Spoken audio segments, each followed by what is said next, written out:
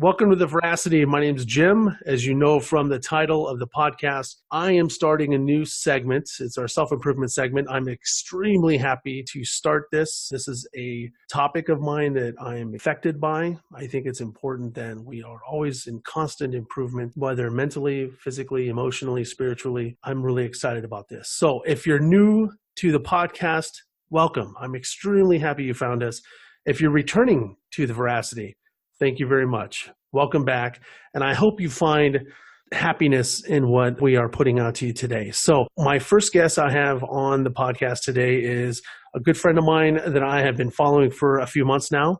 We're not best friends, but we are really good acquaintances. And I would say a friend because she inspires me to do well. Krystal. So Krystal, welcome to The Veracity.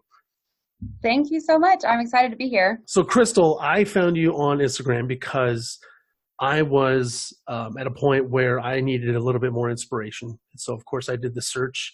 I started looking around for individuals that I can connect with and I can find inspiration with. And I found you. Lucky you. No, I started watching some of your posts. Your before photo really kind of stuck with me. I was like, wow, this is an individual that really has made some amazing accomplishments. So as the listeners can see, of course, this is an audio podcast, so they can't see you right now, but we're going to put up there on the website a before photo and what a current photo looks of you right now.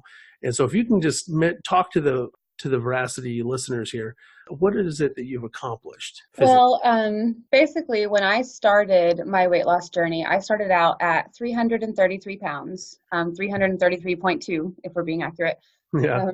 And since that time, I've lost 133 pounds.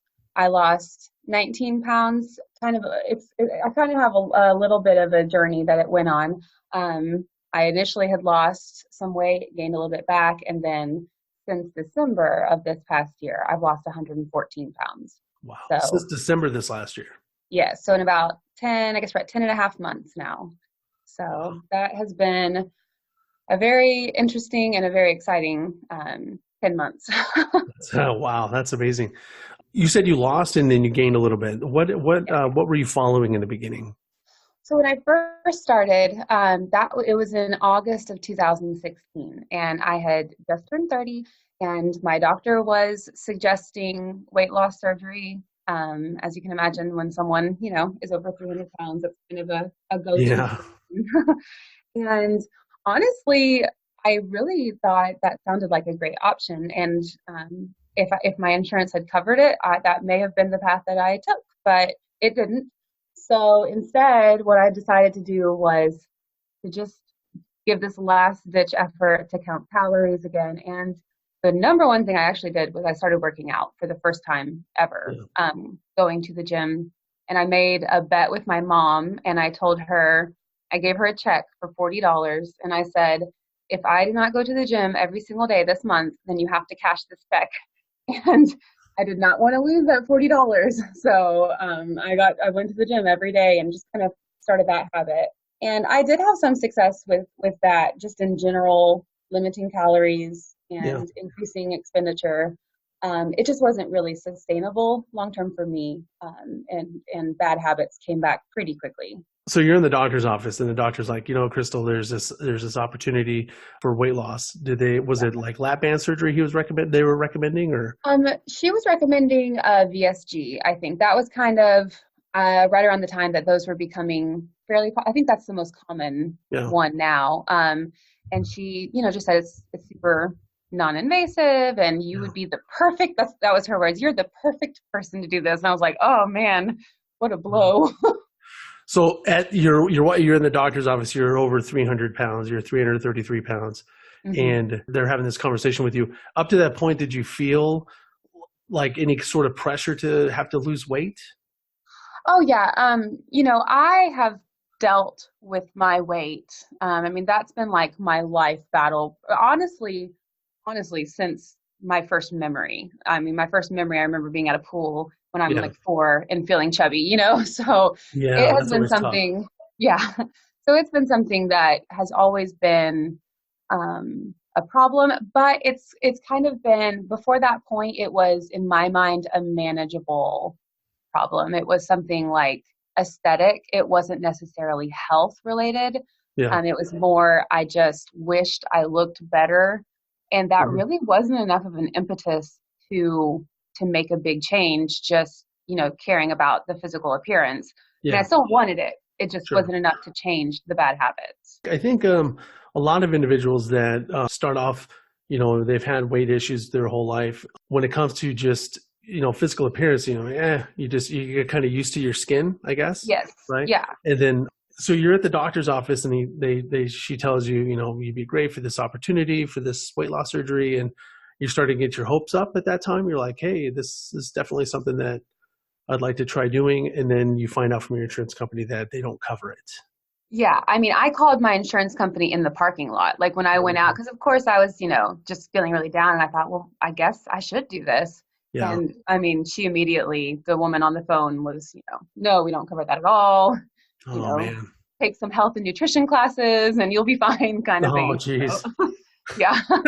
That's always tough, isn't it? When Yes. I don't know if any of the listeners had this challenge. I know that I've had that challenge before, where because I've been significantly overweight in my life, and they just say, "Oh, you just got to take some classes. You got to Yeah. learn about Yeah. nutrition." Listen, I know we all deep down know what's healthy, what's not healthy, right? Hmm. And we've all tried doing it, right? We tried eating more vegetables, we tried eating less sugar, but it's not sustainable. So yeah, so you wrote that check for your mom, that $40 check. Hmm. That was a Yeah. commitment. I read a very interesting book about habits, because what you just did right there was you were trying to create that new habit, and you did that out of the worry of creating pain, of losing $40. Hmm. And so you started that, you didn't miss a day, you're going strong. All of a sudden, 1 month later, you fall by the wayside, you stop going, make it a little bit more difficult to go. Yeah. And you were talking about the book about habits. That Yeah. I read a book. I don't know if it's the same one, but it's The Power of Habit. Power of Habits, yeah, by Yes. Charles Duhigg. Yes. Such a good book and Okay. so helpful. And I don't mean to jump around too much, but that's another question I wanted to ask. Did you read that book in the beginning before your transformation, or did you read it during, or where about in the line did you read that book? Well, so I'm trying to remember exactly when I read it, because when I made that thing with my mom, that bet with my mom, it was because I remember thinking like, okay, 21 days to form a habit. If Yeah, I can make it past 21, then, I'll be in the mode and then I can keep going. And yeah, so I know that was the motivation behind that specific time period. yep, yep, And yep. so, but I mean, that book definitely, I remember reading it and it being something that was just so inspirational, like that's all this is. It's just bad habits. And I just need to form good habits. Yeah, for the listeners that don't know Power of Habit by Charles Duhigg, so I found that book because I was in a similar situation where I needed to learn more. I wanted to learn more of kind of like what was my whole decision process somewhere is being broken, right? Like, and how can I fix that? Yes. That book kind of is shown the light on not basically what a habit is, and it really drilled it down to a habit is you have habits all throughout your entire day. Everybody hears bad habits. They're like, oh my God, bad habits is like smoking. Bad habits is like overeating.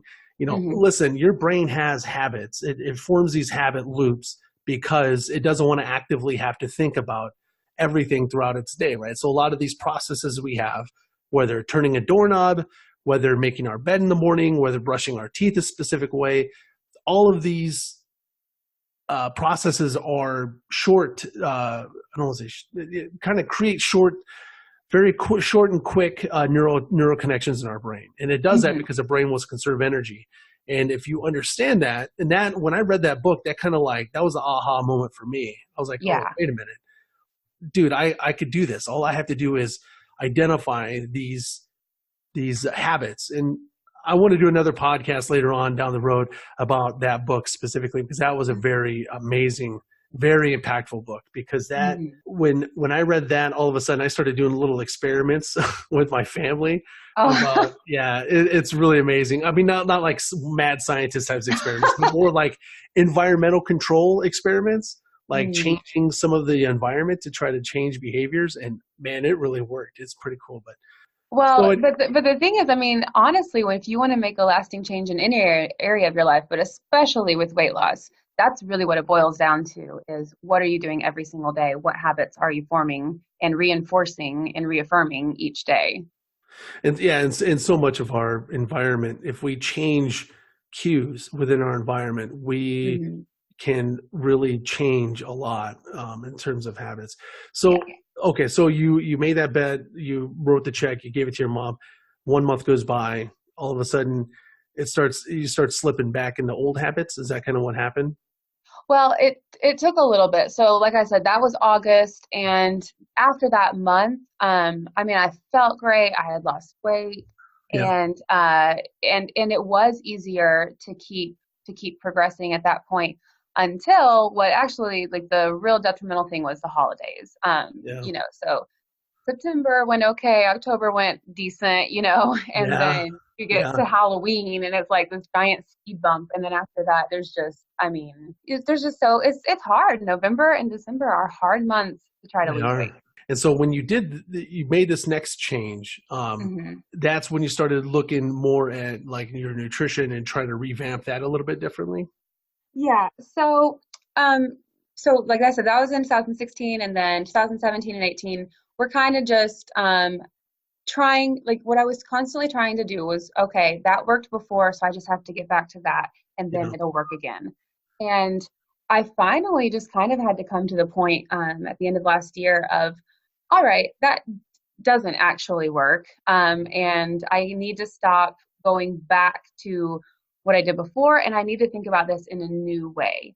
Yeah. And I kind of asked myself, what is my biggest issue with food? Food has Mhm. some sort of power over me.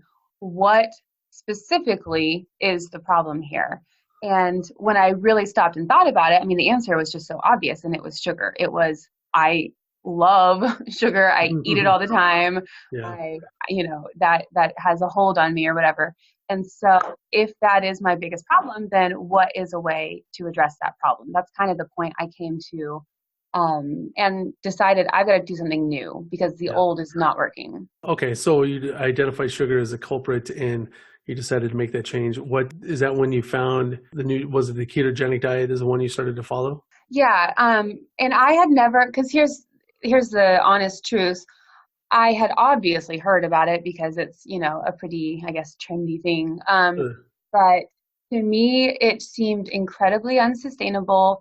yeah. And when I followed people who, like I followed a few people on Instagram who started doing it and just lost a lot of weight, I honestly almost felt angry with them because I Oh, was like, well, you're doing it in this really weird way that no one else can do. It's ridiculous. yeah. I just thought it was ridiculous. Like Yeah. it's impossible. You can't cut sugar out. Like that's not a possibility in my Uh-huh. mind. Yep. And so I had completely written it off. And when I got to kind of that, I kind of had like this super low rock bottom moment. Again, I thought the doctor's office was going to be it, but we had Yeah. gone to an amusement park, my kid's first time. It was supposed to be this wonderful day, and the very first ride, I got on and the seat closed, but it wouldn't latch. And Oh, man. yeah, they had to open every single person's seat on the ride because they had to unlock them all to get one person off. Yeah. Took the walk of shame, left a crying child behind. I mean, it was traumatic. Wow. And the rest of the day was I was terrified to try anything after that. And it was one of those like, okay, do I want to be sitting on the sidelines of my Yeah. life? Yeah. Is this how I want to view my kids, childhood, or am I ready to, be present and be there? And so I thought, well, if sugar's the problem and other people can do this, then maybe I can do this too. And when I first started following the ketogenic diet, to me it was still kind of a band-aid, and it was going to be a week. I was going to do it for 1 week, and I was going to jumpstart my weight loss again, and Yeah. then I was going to go back to the quote unquote real way of eating. That was Yeah. my whole plan. It was not going to be beyond that because Mhm. it's unsustainable. At the time I'm like, it's impossible. So Yeah. of course it has to be very short term. So you made it a week. So I made it a week. I decided I can do anything for 7 days. Yeah. That's funny. Yeah. So you made it a week, and then did you do some reflecting after that, or did you have a lot of momentum going after that and you're like, hey, I'm going to keep going with this? Well, the first month was hard because once again, I decided to start in December, which is just, I mean, it's just a dumb time to start a diet. It's a tough time. Yeah, It's a tough yeah, time. Yeah. No, it I get is. it. Yeah, and so it was, I mean, we have birthdays that month and then of course Christmas. Yeah. But I kind of feel like I like threw down the gauntlet for myself of saying, okay, if you really want this, then make this through the worst month for dieting and see if you can do it. And if you Wow. can, then maybe, this is something you can actually do. Yeah. And making it through that month, I started the 14th. So making it through the holidays, I will Yeah. say, was, I think, really instrumental in setting me up for success with this way of eating Mhm. because I discovered how to navigate those really, really challenging situations from the beginning. Yeah. I was kind of like thrown into the deep end. It was sink or swim for sure. Wow. That's pretty amazing. Most people would have waited until January 1st. I know, and I mean that thought kept coming to me when I wanted to, indulge in the Christmas cookies or, Yeah. whatever. It was like, well, I can just restart. That's when everyone starts. Why do you do Oh, it now? yeah. But Yeah. I was just fed up. I was just really done with how I felt and just scared, thinking my family has a big history of diabetes and of other weight related illnesses.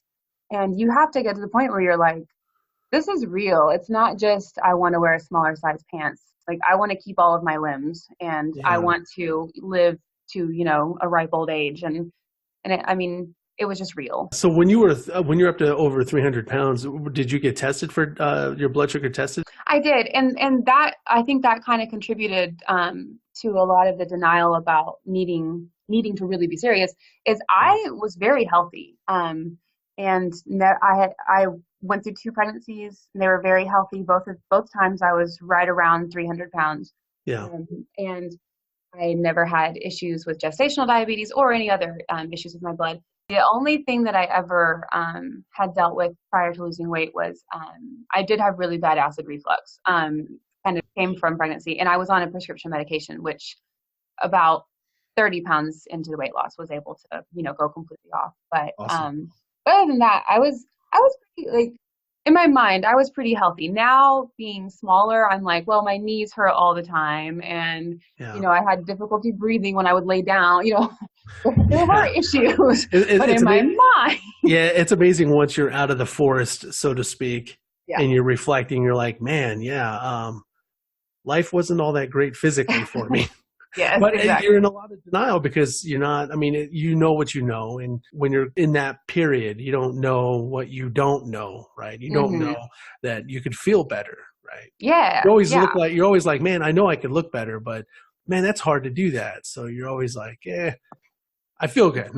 But yes. at the end of it, once you make it through once you make it through the forest and you look back in the trees, then you can realize I definitely could have made some different changes earlier. Wow. So you made it through December, you made it through the holidays, and then you just rolled right into it and you just kept going at it. Yeah, I think the Christmas Day, I know I for sure went off track. I mean, Yeah.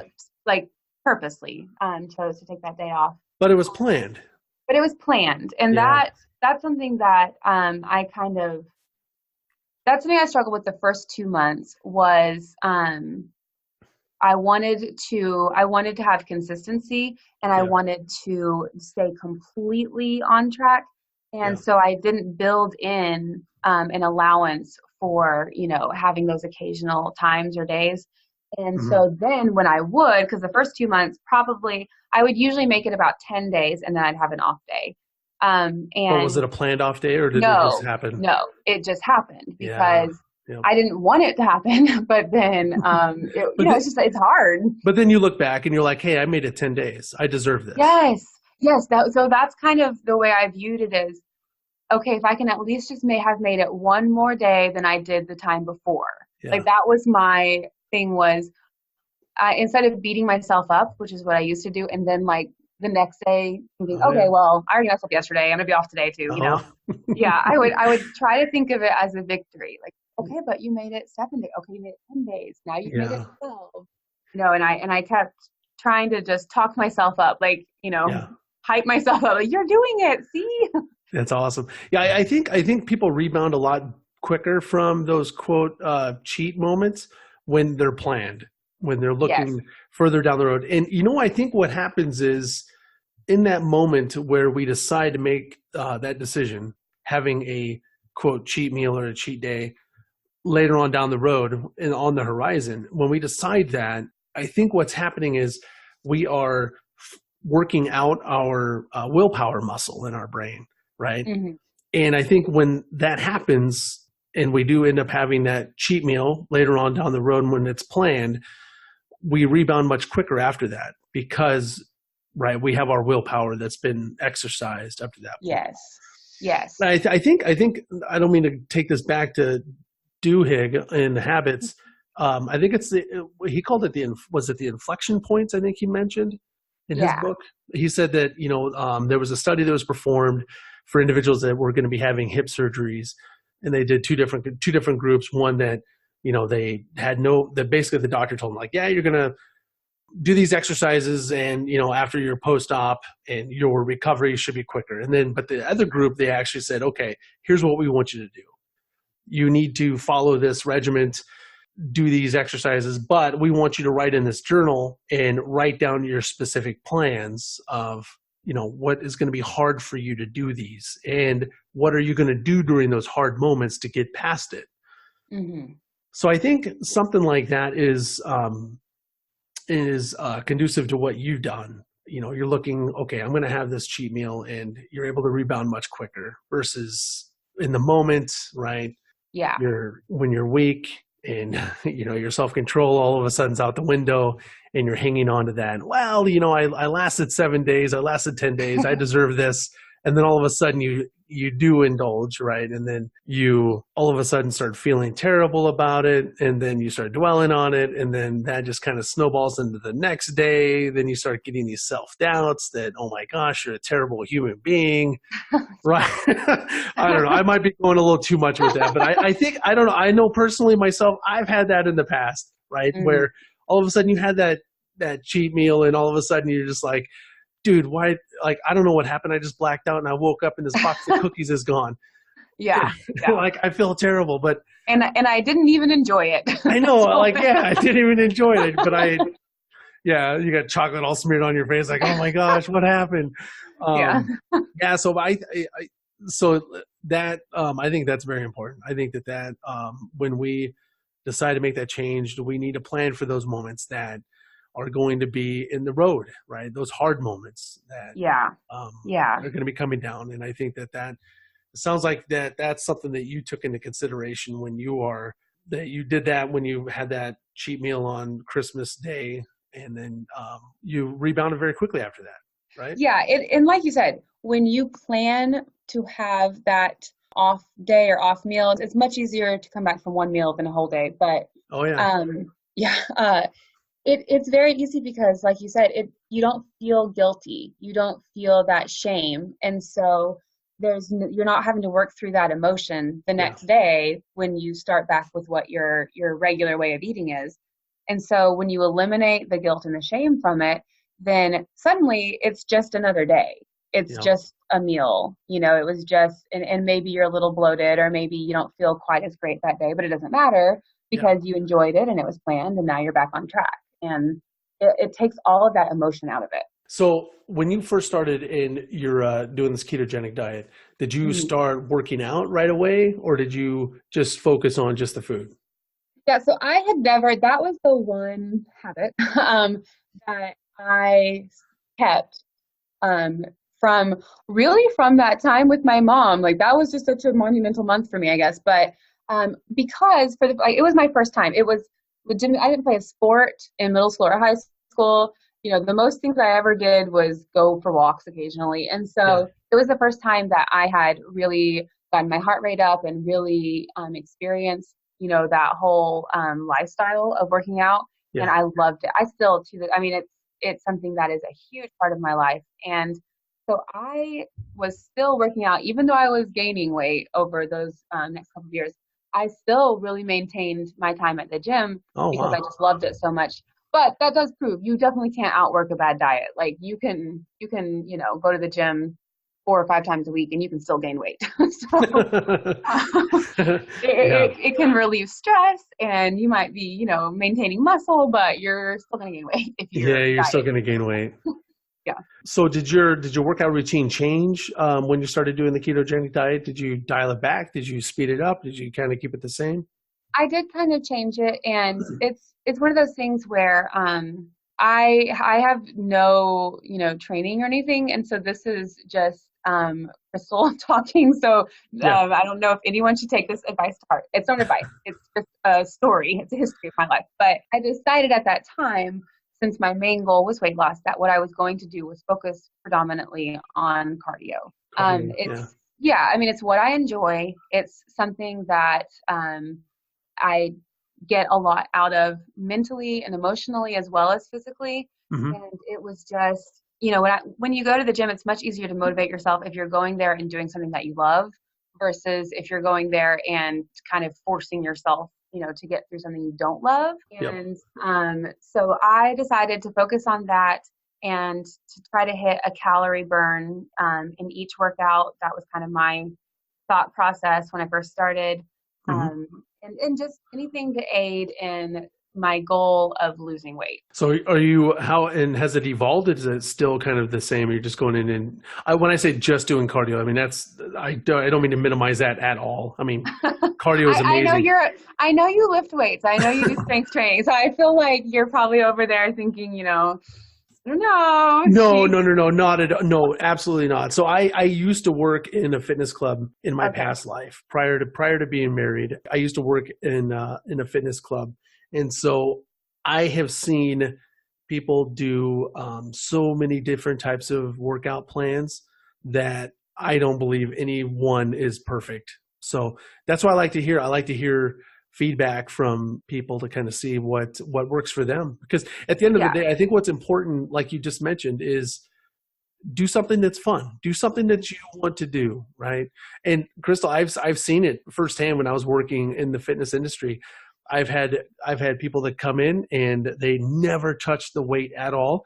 They look amazing. And then I've seen the other people that they don't even touch the piece of cardio equipment, all they do is lift and they look amazing, right? Yeah. I think Yeah. what's important is consistency Mm, and getting after it, right? Make sure you're getting yeah. that sweat and that caloric burn. So I've been through weightlifting regimens that make you sweat like you're on a cardio equipment, right? And I've also Hmm. been on cardio equipment where I don't sweat at all, right? So I mean, Yeah. there's always that balance, right? I've seen the extremes of both ends. So no, I would never judge anybody for not lifting. Well, and for me, it's kind of, I think I also recognize the truth, which is, I exercise is not going to be what I think it's a great tool and I think it's helpful, but it's not going to be the reason why I am successful with losing weight. That has to come from what I'm eating. Yeah, But so then what is the purpose of exercise? Well, for me, it is, I'm a stay-at-home mom and I'm home all the time, and that's my one outlet to yeah, go out of the house, yeah, see other humans. And also, I mean, it's a huge stress reliever. It's, something that if you are having a terrible day, go and get your heart rate up and life is just better. And so, and plus with my life, things that I enjoy doing, yeah. we go hiking a lot and we live in a very beautiful mountainous area. So I wanted to be able to do those things and not be out of breath and, to enjoy them. And so it just kind of fits my lifestyle. I do want to do more strength training, I guess, in the future, but I just am not super knowledgeable about it. Sure. So yeah. How about your relationship with your kid? Has it improved significantly since you started being more active? Um, well, I feel like that's probably not necessarily, the way I would describe it because, Yeah. I don't think that being overweight necessarily affected our relationship. Yeah. Um, but they definitely can see the differences in me as far as energy, That's awesome. not being tired, being able to asking them like, hey, do y'all want to go for a walk? Almost every day and Yeah. things like that. And, one of our big goals, like I mentioned, the amusement park, is we're going back actually, I think next week, for the first time since Yeah. I was not able to ride. And so they all along these last 10 months have brought that up, like, Mommy, can you ride every ride yet? And I'm like, I don't know. We'll see, Oh, that's So, awesome. yeah, That's so so I'm super cool. excited to kind of take that full circle. And I know that they are really looking forward to that. And they understand like that that's what it's about. It's about being healthy. That's awesome. That's really cool. I can't wait to hear about your experience there at the park, Yeah, getting yeah, on the I'm really looking rides. forward to it. That's going to be really awesome. So you're rolling with the ketogenic diet. You're still finding amazing success with it. I follow your posts. You're losing consistently every week. What keeps you motivated? Well, yeah, so that's a good question because it's easy. I think it's not easy, but it's easier to start than it is to continue. Yeah. So, when things are new and when they're exciting, that's fun and you can find that motivation. But of course, motivation gets you so far, and then there has to be something else there, or else it's just too hard. Making these kinds of big changes is hard. Yeah. And there's too many bad days or stressful moments where you want to turn back to those old patterns. But I think what's really kept me motivated is probably a few things. The biggest thing would be, I would say, the accountability that I have with the keto Instagram that I created. Hmm. um, my husband is very thin. My children obviously are children, so they're active and thin, and Yeah. um, I'm surrounded by thin people now. So I don't have a lot of people in my everyday life that are, interested in this or want to be, involved in anything like that. And so finding a community of people who are in the same boat and sharing struggles and sharing triumphs, that's just huge. And I made a decision. I did make a decision in December when I started this particular, way of eating, that if I ever had a day off, if I ever, slipped up or whatever, that I was just going to immediately own up to it. Like there was no more hiding. I was not keeping things secret. I was not like staying in, you getting to hide these bad habits. I was going to just make them public. And Yeah. so for me, that's a huge motivator because I know, okay, well, if I, go off and splurge on this bag of chips or something, I'm going to have to tell all these people, Yeah. So that's really motivating to me. But, and then I think also, I started probably around 100 pounds down. I started thinking about, okay, when I get to my goal weight and when I get to where I want to be, what next? Like, how do because I know that gaining weight back is so common and so easy. So Hmm. how do when I'm not losing weight, how do I maintain that? And I just started thinking about different goals to set that don't have anything to do with the number on the scale. So, for example, running was something that I kind of started around that time and want to further and things like that that are hopefully will help keep me active and motivated, as I'm getting closer to where I want to be. So you're down 133 pounds. What is that magic number? What is that number that you want to get down to? I am right at the 200-pound mark, so I definitely want to see a 1 in front of the number for the first Hmm. time since like 6th grade. Yeah. So definitely going to do that for sure. And I want to see how I feel and see what is maintainable. For me, I'm thinking probably another 30 pounds. Yeah. That feels like I'll be where, I'm kind of taller for a girl, Yeah. and maybe like where I want to be. But I don't have a hard and set number because I haven't seen these numbers since I was like a child. So who knows what it'll That's look or awesome. feel like. But Well, that's awesome. Well, you definitely inspire a lot of individuals. You do have quite the following on Instagram. I'm constantly reading the comments. People are extremely inspired by you. I know mhm. myself, I'm extremely inspired by you. Yeah, I love it when you do your videos and you're talking into the camera and it feels like, man, I'm having a conversation with Krystal. This is awesome. She's telling me all about this. And so before I let you go, though, I wanted to talk about you have this upcoming, I don't say challenge, but you have this opportunity for your followers, this Mhm. intermittent fasting that you're introducing. Can you talk a little bit about that? Yeah, so I'm currently in the middle of a long stretch of no cheat days. So I'm doing cheat free till Christmas tree right now. So no cheat days till Christmas. But it was kind of one of those, okay, so what else can we do? Because we just got past Halloween, Yeah. Thanksgiving is coming. How do we stay motivated? And so one area of my life that has just I never thought I would do, but has been so wonderful is the intermittent fasting. Yeah. It's been a huge part of me losing weight and really learning a lot about my body's hunger cues and all of that. Hmm. But it's kind of an intimidating thing to start and to know how to navigate. And so starting Monday, November 4th, we're going to do basically 1 month of intermittent fasting. I'm calling it Intermittent Fasting 101. It's just kind of like a way to ease into it. Yeah. And so we're going to do 4 weeks. So the first week will be the most basic of intermittent fasting, which is a 16-hour fast and an 8-hour eating window. And we'll transition there from there each week, adding a couple more hours to our fasting window and taking a couple or 1 or 2 hours away from our eating window. And we're going to end the month with 1 week of OMAD, which is 1 meal a day. One meal a day. Um, yeah, so it's just kind of a way, if it's something that you've never done before, then that fasting is definitely like a muscle that you have to develop and Yep. stretch and build. And so easing into it together, hopefully, and kind of having that community and that support while we do it. Yeah. So for the listeners that aren't familiar, I know intermittent fasting is a lot in the news, much with keto. Intermittent fasting is the idea that you don't need to eat all the time, right? So to give some background, when I worked in the fitness club, we would always tell clients that you got to eat like every 2 hours, right? Because that by eating, you are increasing your metabolism. Actually, I listened to a really good lecturer, Dr. Fang. I don't know if you ever heard of him. Yeah.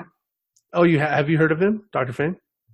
Well, I don't know. Oh, he's sorry. He's oh my gosh, I'm so sorry to put you on the spot like that. So Dr. Fang, he is a nephrologist out of Canada, Okay. Nope. and he talked about fasting, and he actually for people that don't understand healthcare too much, nephrologists they tend to get pretty sick patients that have pretty advanced kidney disease.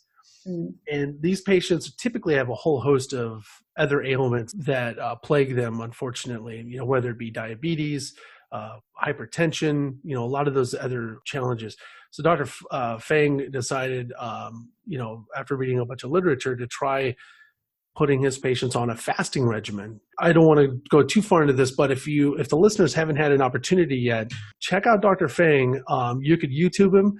I haven't had a chance to read his book, but I did listen to a couple of his lectures, and it's pretty amazing what he was able to do with quite a few of his chronically ill patients in terms of reversing heart disease, reversing the effects of diabetes. And he got a lot of his chronically ill patients off of their medications through fasting regimens. And so I think it's starting to become much more socially acceptable to go through longer periods of not eating. I think it's, people are starting to realize that, hey, you don't have to eat. It's not, I mean, you do have to eat. You do have to eat. You do have to eat because you'll die if you go too long. But, you're not going to cause severe adverse effects if you go several hours without eating. I think it's important that the listeners understand that. And so what you're proposing and what you're wanting to do with your Instagram group, which is awesome, is bring people along with this journey of intermittent fasting and get to that point where you're eating just one meal a day, right? And just kind of see it so that they can experience it themselves and they can kind of understand that this stigma around you need to eat every 3 hours or bad things are going to happen.